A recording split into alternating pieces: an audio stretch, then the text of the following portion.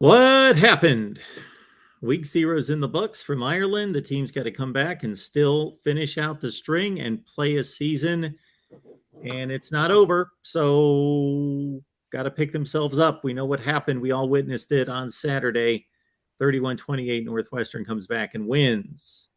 This is our Huskers live show for an 85th time. I don't know that it's been quite this low before, but we'll try to pick it up. We got Greg Peterson on the line from, of course, on 3 Nebraska. Greg, how you doing?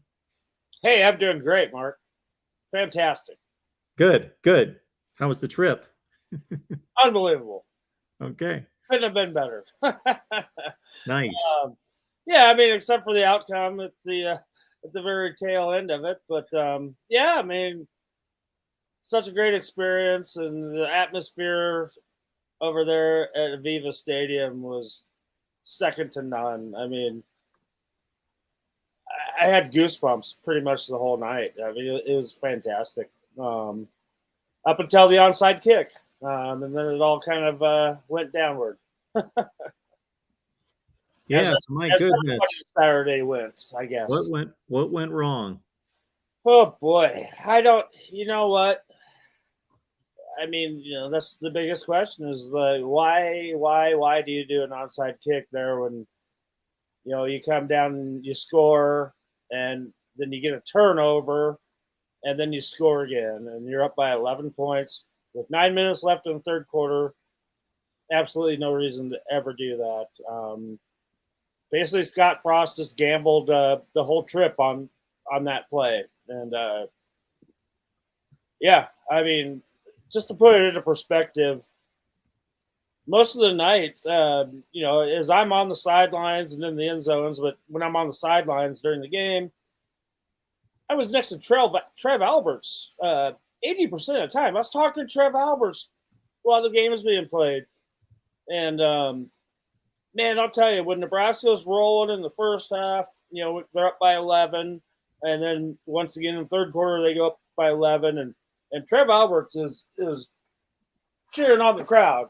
He's looking around and pumping up the crowd. And after that onside kick, boy, I'll tell you, he was just stoic. I mean, he was arms crossed and just looked disgusted. Wasn't even talking to anybody. So, yeah, it's just really hard to explain that whole decision. And Scott Frost owned up to it and said, it was his call. And I don't know. It's hard to say because if you watch the replay, they do a close-up of Bill Bush when the kicker comes off. And he clearly, you can read his lips. He says, "What the hell were you doing?" So I really, it's hard to say what really happened there. And I don't know. I'm still dumbfounded by it, and as is everybody in the media corps, but that's what everybody's talking about.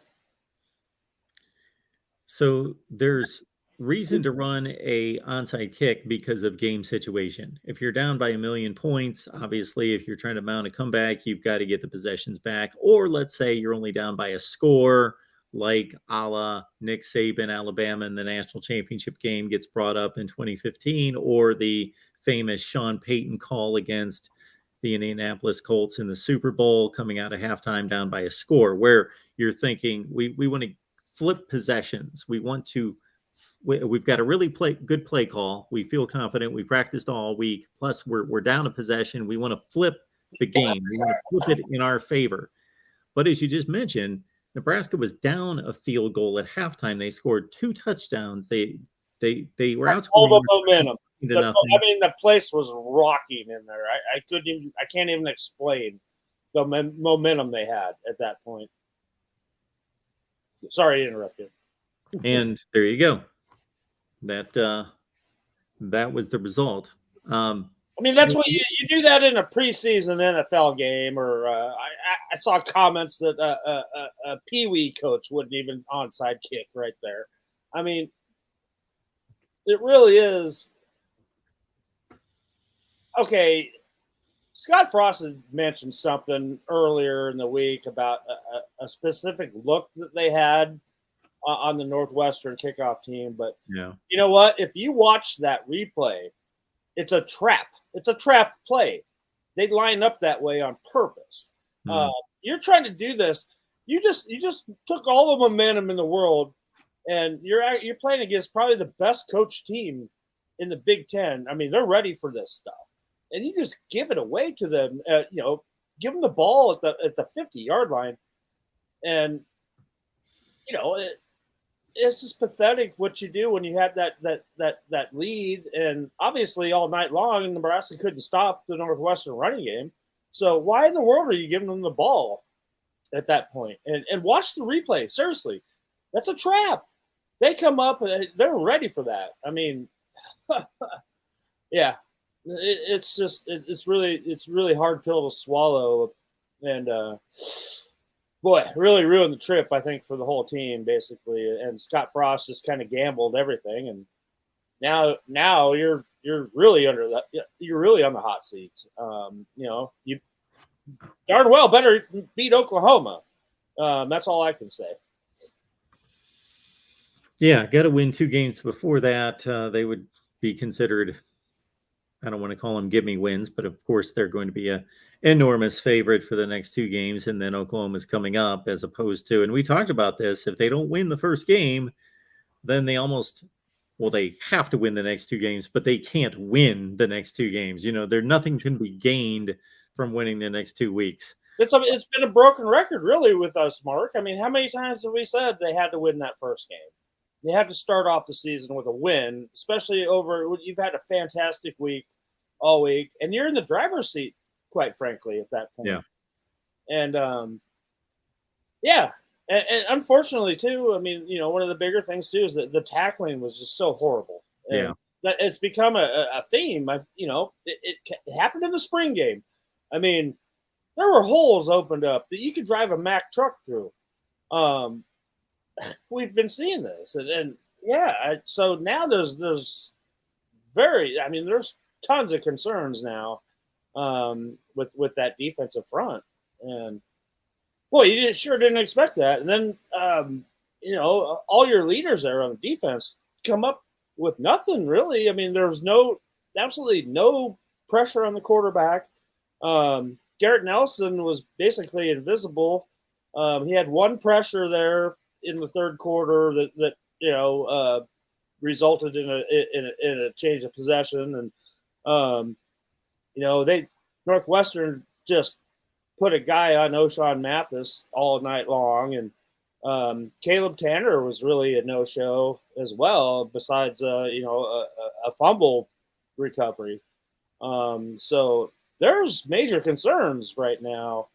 In my opinion, heck, you're going to go play Iowa and Wisconsin later on. They're going to run for 500 yards all over Nebraska easily if this keeps up. I'm not trying to take anything away from Northwestern. I mean, you had 2 backs that almost were over 100 yards each, and they played well. They played very well, and they made a lot of great cuts. But there was a lot of running lanes there for those guys to run in. And that's coming from my perspective of when I'm behind the Northwestern team from an end zone and watching all these holes develop. And it's just like, whew, something's got to be fixed. And I don't know if you have time to fix this at this point either. Yeah. So they come out, and Casey Thompson's on fire. Yeah, he showed you something, obviously. And the offensive line was protecting him well. So the thing that impressed me early about Casey Thompson was he's throwing darts all over the field with a clean pocket. He's not getting touched. But then they started to get some pressure. It took a while. Took 10, 12, 15 pass attempts. But the first several because the run game was non-existent. That's why. The first few times he got pressure, though, he was still delivering the ball. And then for some reason, I don't know what it was, he was a different guy in the second half. Well, I mean, at that point, too, the key factor was, okay, Travis Volkolek went down, did not return to the game in the third quarter. And that's when the offense got stagnated. Because if you watched all night, up until that point, I'm pretty sure every catch Travis Vokolek had was for a first down. And, following that, him going out, the offense kind of sputtered, and Borkhardt comes in and drops a ball.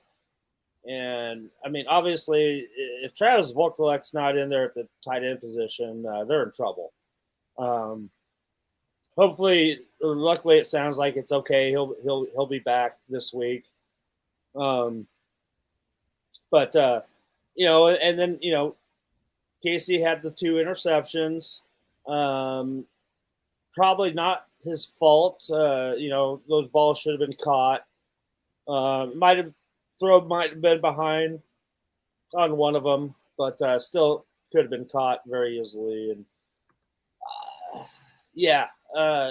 Omar Manning not playing, being hurt, also I think had an impact there as well.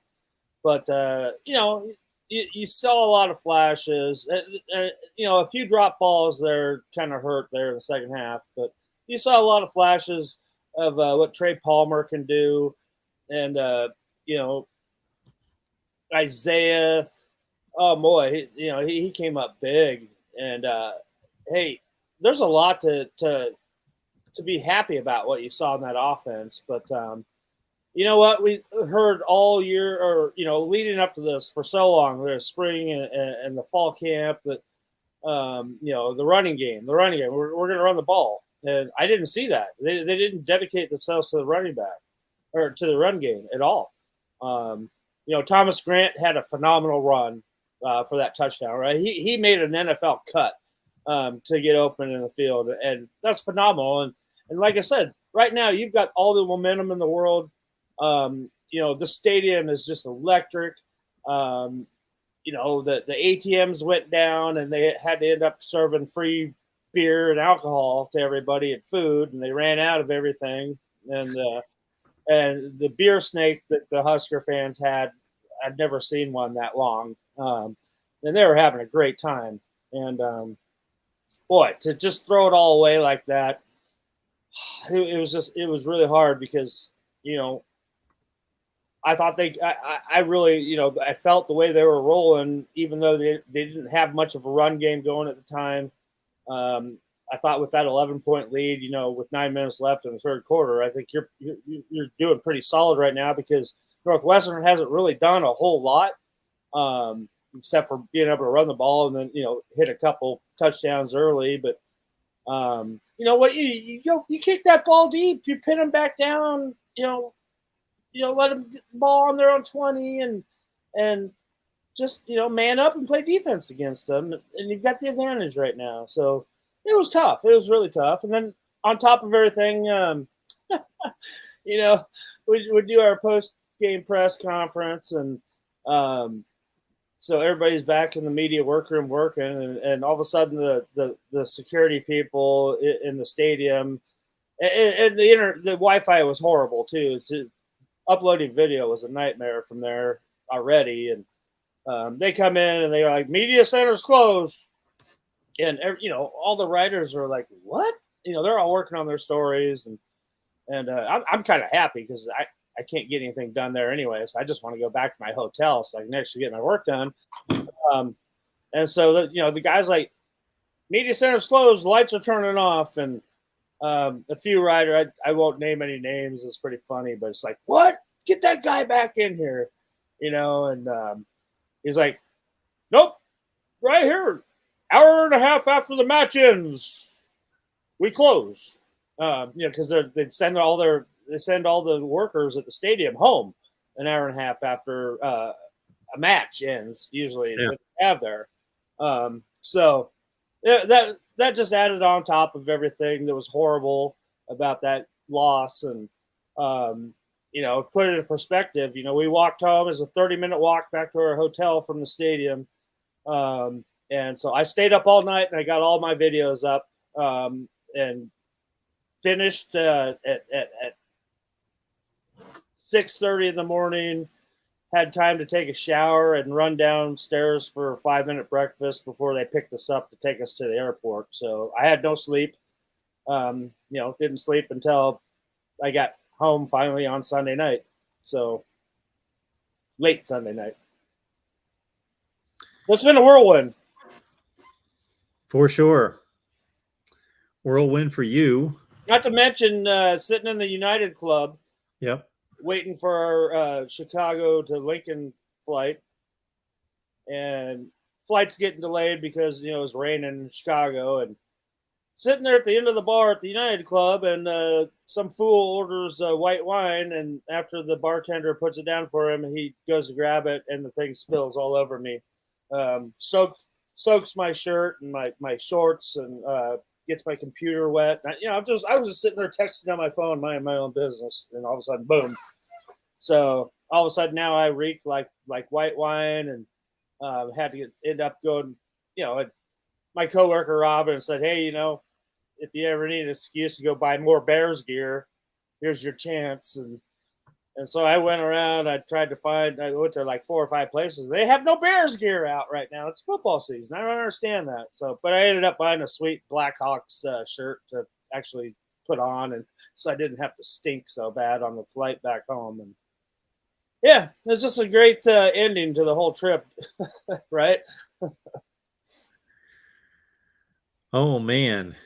So there it is. You get Greg's side of his trip, or at least some of it. And you get, of course, what we saw on the field for 3 hours plus on Saturday. Northwestern 31, Nebraska 28. Like I said, fantastic week. Fantastic. All up until, the third quarter there. I went through this channel. Just took me a couple minutes because there were so many scores that people posted with their score predictions, and there were 40 some score predictions. There were tons more than that, but just the ones that I got to here. And there was not a soul that predicted Northwestern to win. There was not a soul that predicted Nebraska to win by anything less than 17 points. So, well, hey, look at my Patreon picks that we did. I mean, yeah, I lost both of them. Well, against my gut instinct, I picked Nebraska to win the game, but I took those 12.5 points, though. I certainly did that. Yeah, I started off with a big fat goose egg, so there you go. Well, folks, where do we go from here? We got one Travis Vokalek who was banged up in this game, and he was off to a really good start with 5 catches. Do we know anything about his status? Yeah, I mean, Coach Frost today in his press conference, everything was moved back today, so this was basically the Monday press conference today, and it was kind of shortened too. It was just Coach Frost and Casey Thompson and Quentin Newsom and Caleb Tanner were the only ones there. Yeah, Coach Frost addressed that, and he said it's nothing major, and he expects him to be back Saturday against North Dakota. So that's good news. That's good news. Thank goodness. I will also say that this is no excuse for the loss, but the fumble down around the 10-yard line by Isaiah Garcia Castaneda. Yep. I do not think that was a fumble. I you know what? It's funny that you say that because I had a great shot of that myself, and I swear that he was down, and I could not believe it that they didn't overturn that call. And I mean, when I see the replay of it, they didn't have a great angle of that at all that they showed. So I was adamant. If you look at my shot, my angle of it, he was down, and yeah, I was in complete shock that they couldn't see that, and that's unfortunate. But that's not what cost them the game.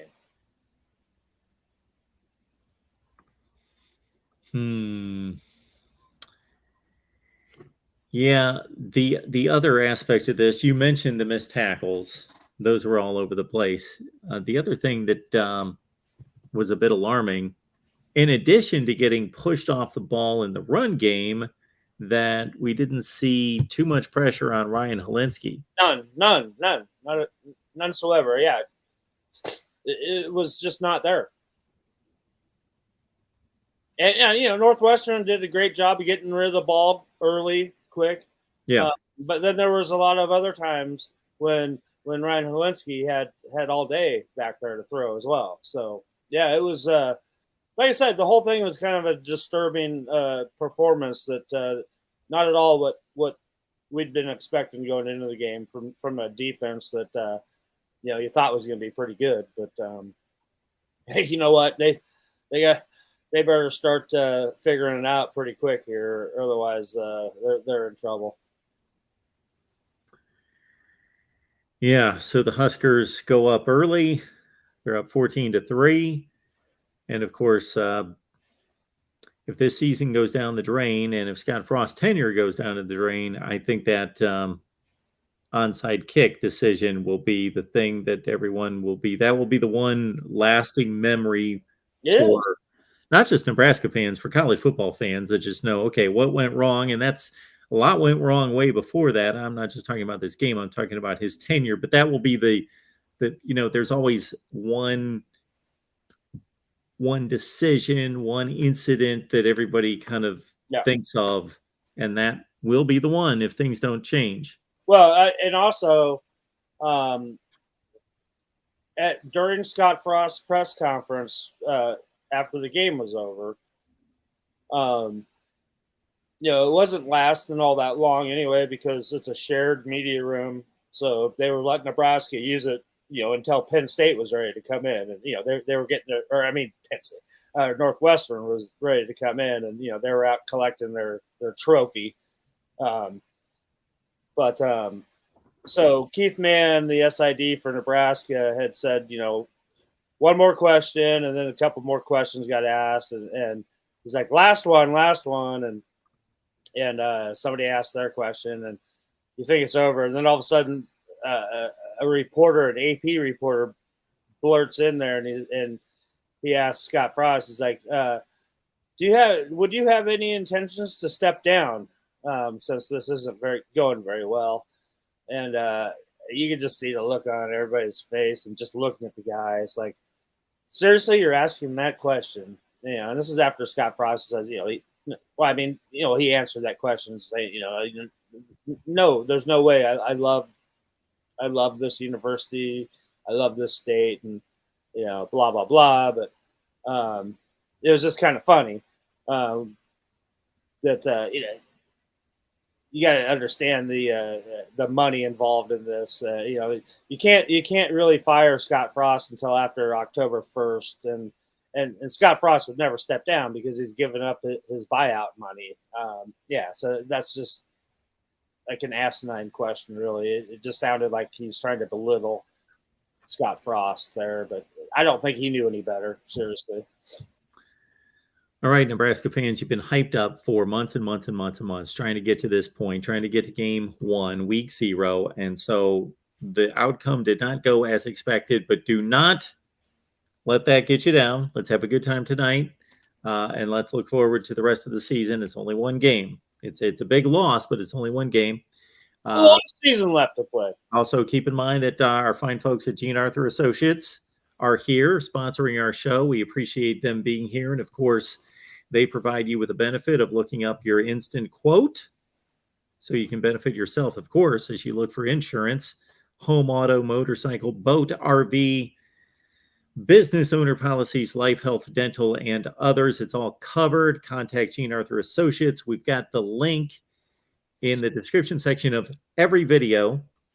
And also you benefit if you've got a newer vehicle. And I'm not talking about just like 2 years old. I'm talking about going back to 2015, a Smart Ride Instant average discount of about 28%. So please, check it out. It can't hurt to get a quote from Gene Arthur Associates, our sponsor here at the Voice of College Football, GBR.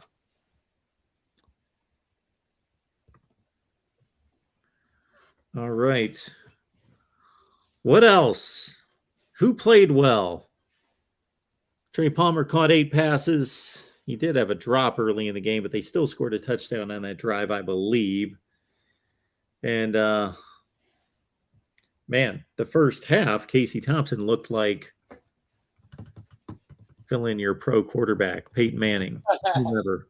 No, So I was extremely impressed with Casey Thompson, and I really, in my mind, well, most people have to realize that, I'm watching this game through my viewfinder, my camera, so I have a different perspective. I don't get to see everything, but boy, going through my mind in that first half, I was saying, now here we go.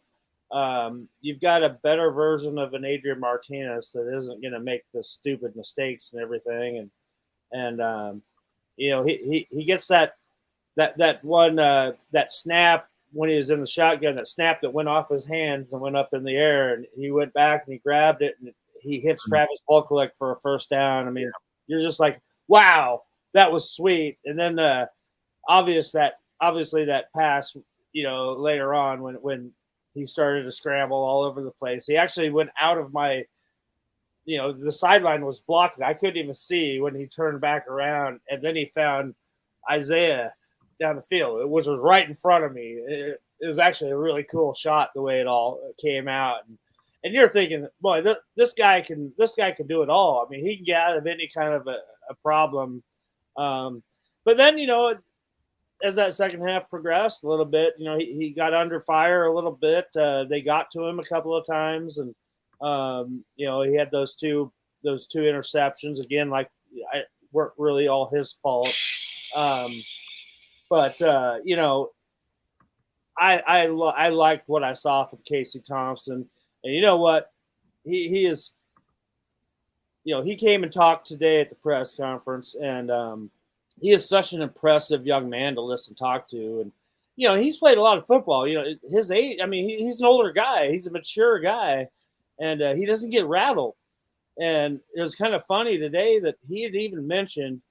He went back to a question that was asked over in Dublin last week at when he spoke at one of the press conferences, and one of the reporters had asked him about the wide receiver talent at Nebraska compared to at Texas, and he had said at the time, he was raving about his guys, obviously at Nebraska, and it ended up that he took a lot of heat from the Texas media over this. Because they were saying that, Casey Thompson says the Nebraska wide receivers are way more talented than the Texas wide receivers. And so he went out of his way to actually bring that up and praise all of his former teammates at Texas. And he had said that he had plenty of text messages and phone calls from those guys after the game Saturday. And, but he said, moving forward, please don't ask me about Texas anymore. All I want to do is talk about, Nebraska and this team moving forward. And that meant a lot to me. I mean, that just showed so much maturity on his point. And, a guy that gets it. And I think he's got good things coming here throughout the year. Hopefully they can get a running game to really help him out. But so we'll see. They play North Dakota at 11 a.m. Saturday morning, and boy, you want to see them roll. You really do. You want to rack up at least 300-400 yards on the ground, and get these guys moving in the direction they need to get moving. Yeah, exactly. These are two perfect games to get things worked out that aren't working and did not work against Northwestern. They're opponents that Nebraska should roll, but they should be able to work out some issues tackling, some issues with the pass rush, whether that's technique, whether that's scheme. You should be able to beat the guy in front of you to get pressure on the quarterback and not have to scheme it, blitz it, and leave yourself exposed in the secondary. But whatever you need to do to get some pressure on the quarterback. And then even in the running game, as you mentioned, Anthony Grant made a tremendous move or two in the open field for the long touchdown run. But besides that, He's at about 3 yards per carry, and they just didn't win the battle up front on either side of the ball. And I know I saw earlier somebody had asked, what happened to Ramir Johnson, and we were all asking that too. Scott Frost did mention today that they had packages in there for him, and they just never got him into the game. And it's kind of funny that they kind of strayed away from what they'd been planning to do. It's bizarre, right? Jaquez Yant really couldn't get anything going. Gabe Urban, where was Gabe Urban? He didn't even get a chance. It's just kind of bizarre that the way this all transpired, that it was nothing that we were expecting to see. And like I said, they better run the ball a lot on Saturday and get this thing figured out. Because I thought the O-line played okay, but you didn't win anything in the trenches on either side of the ball in that game. And that's disturbing in this league, because we all know that you've got to control a line of scrimmage to be a good team in the Big Ten. That is definitely the case. And Northwestern absolutely out-physicaled Nebraska at the line of scrimmage all night long. Northwestern saw something and they ran with it. I mean, Coach Fitzgerald, the guy's not a dummy. I mean, he knows how to get his team to win. And what's funny, too, is that after the game, and we'd gone out there on the stadium, and myself and Steve Sipple are doing our stand-up, recapping the game and everything, and Fitz comes walking right by in front of us, and he's like, "Hi guys," and it was just hilarious, and what a great guy. And he goes over. I have shots of it in my recap or my videos, and he's giving Casey Thompson a hug. He's hugging Casey Thompson and propping him up for a while, and then he goes over to Garrett Nelson, does the same thing, hugs him and encourages him. He's hitting on his shoulder pads right there, and then gives him another big hug and stuff. And Fitz is a great guy. I'll tell you. I mean, this guy gets it, and Northwestern is very lucky to have him as their head coach. Yeah, he's been doing more with less. Exactly. For a long time. Ryan Helinski's not going to wow anyone with his passing skills or his downfield throwing, but as you mentioned before, he got the ball out of his hands. That was by design, of course. And it was a long time into this game before he really made a bad throw. Like, they dropped a couple, but man, he was at one point he was like 21 for 24. Yeah, he was throwing darts. Yeah. Yeah. Yeah. No, he was very impressive. And like you said, he's not ever, he's not going to be a world beater, but you know what? He doesn't have to be at Northwestern. If he can play mistake-free football and manage the game and throw the ball like he did, and we'll see. I mean, I don't know. I have I've heard mixed opinions. A lot of people say that Northwestern is not going to be very good, but you don't know. You really don't know, because that's the way Northwestern plays. I mean, they might be no good and win a lot of games, or they might be really good and be mediocre with their schedule. Well, I came into this season thinking generally what most people did, and that's that Northwestern was one of the 3 or 4 worst teams in the Big Ten. Then I heard Pat Fitzgerald say, and I think I mentioned this last week, that he expected them to have their best offensive line that they've had in the 17 years that he's been. They were good. Yes. And when he says that, he's not just saying that. He doesn't just pass out compliments. So they looked the part, and then he said the defense, which was awful last year, is usually good, rock solid, fundamental. They were awful. Bottom 3 in rushing yardage given up. Worst in the Big Ten. Well, I don't think it's a great defense, but improved. No doubt.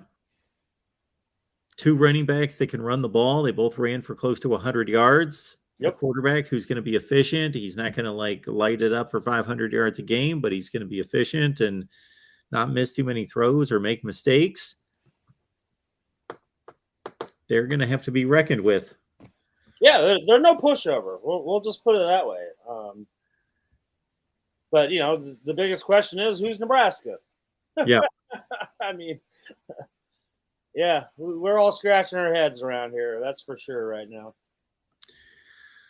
Well, I think that there's no question that the talent should add up to more than what they're showing everybody. And for this season, it's only 1 game. But I got to say that the wins and the losses don't lie. They're just not a very good team right now. Yep. And you know what? Yeah, yep. Hats off to the guys, too. I mean, they are they know that they should have won that game, but their spirits are high, and they still are very confident. You got to feel for them, especially after investing all that into a trip like they did, and to come up short, and especially with the fan support that was over there, was just incredible. So, I mean, you got to hand it to the Husker Nation that traveled over there to support them. You know, it was probably 3-1, maybe 4-1 Nebraska fans over Northwestern fans, and but don't get me wrong, Northwestern fans were loud and proud in there as well. But everywhere you went in Dublin, you couldn't help to run into Husker fans everywhere. I mean, everybody wearing Husker gear, and like I mentioned to you before we came on, you know, I'm trying to walk down the street, and I have Husker fans pulling me aside, asking to take pictures with me, and I'm like, why? I'm nobody.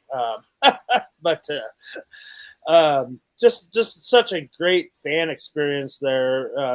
The Nebraska bar there was packed all the time, and would be playing Nebraska fight songs all night long, and the whole crowd in there singing along and dancing and stuff. And, you know, it looked like you were in Lincoln on a Friday night all week there. All right, Nebraska fans, don't give up on the season. Don't give up on saving some money on your insurance, all your insurance needs.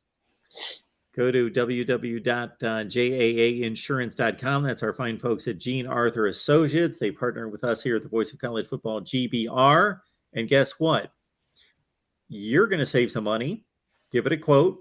Instant quote, just takes a couple minutes. And then you also have the understanding that they've got donations that go out to help families in need, children in need. And you can take advantage of all sorts of different policies for home, auto, motorcycle, boat, RV, dental, health, all sorts of different policies, business owner policies. So contact Gene Arthur Associates. The link, I'll put it in the live chat, but it's also in the description section of every video. So it can't hurt to get a quote. Save yourself a few bucks.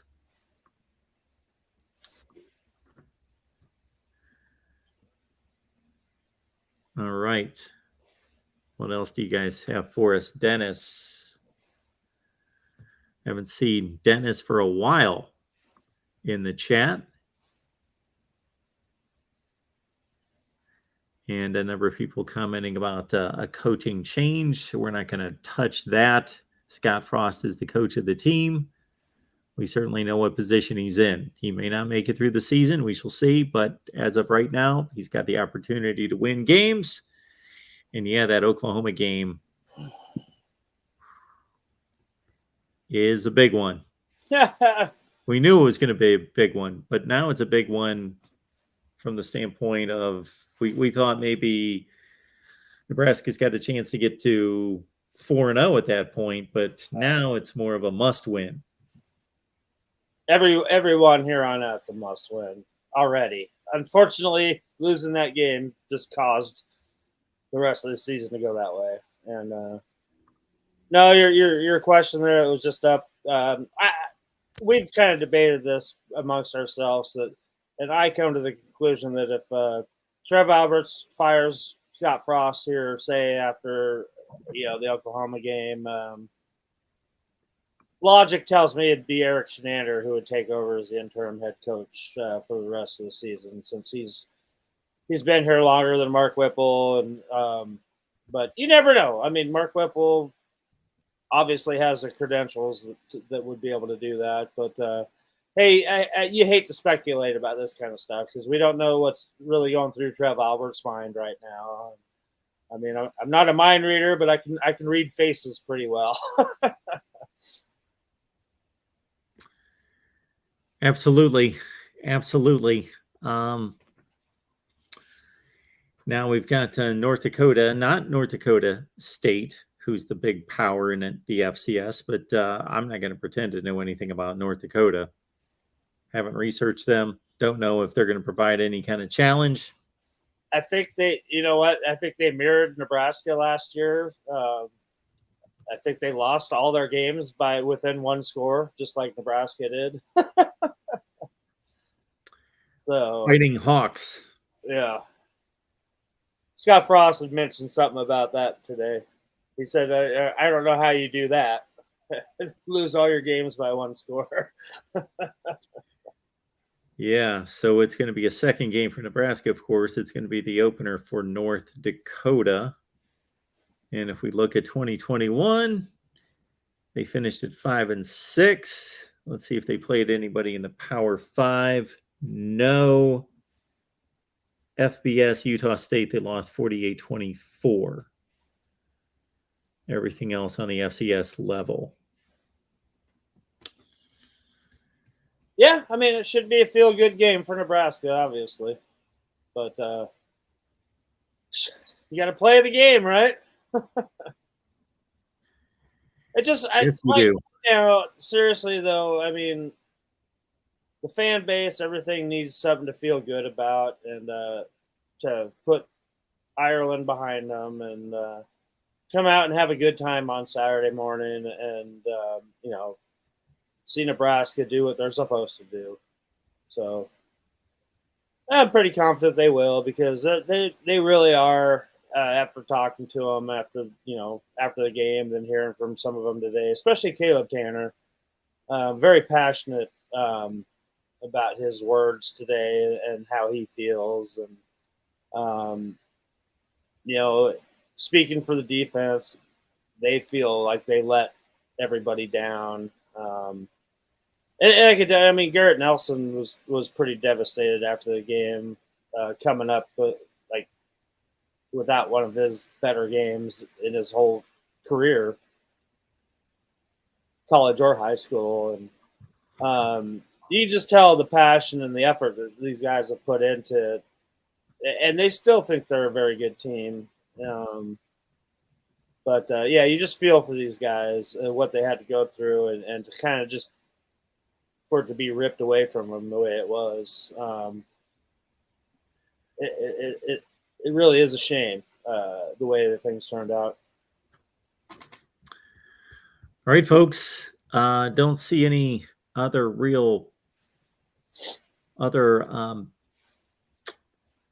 storylines or questions or comments that lead us on any other paths that we haven't covered already. So we appreciate everybody being here. Get your quote from Gene Arthur Associates in the live chat, or again in the description section of the videos right here at the Voice of College Football. Join us on Discord as well. Go to Patreon, search MarkRogersTV, sign up there. We've got a Discord that's running. We got people joining every day. So please be one of the next ones to join and talk college football here 24/7, 365. And Greg, you have anything else? I don't know. We'll be out covering local high school action here this week, and we'll be at the stadium bright and early, about 7:30 in the morning, and kind of go from there. Okay. All right, folks. I will see all of you. I got over my jet lag, and I'm back on Central Time here, so all's good. Had a little double dose of caffeine to get me going this morning, and had a coffee and a Coke to get me going. So I was going good there for the press conference today. All right, folks, come on back next Tuesday at 6 Central. Bring a friend or two or 50, and we'll see you then.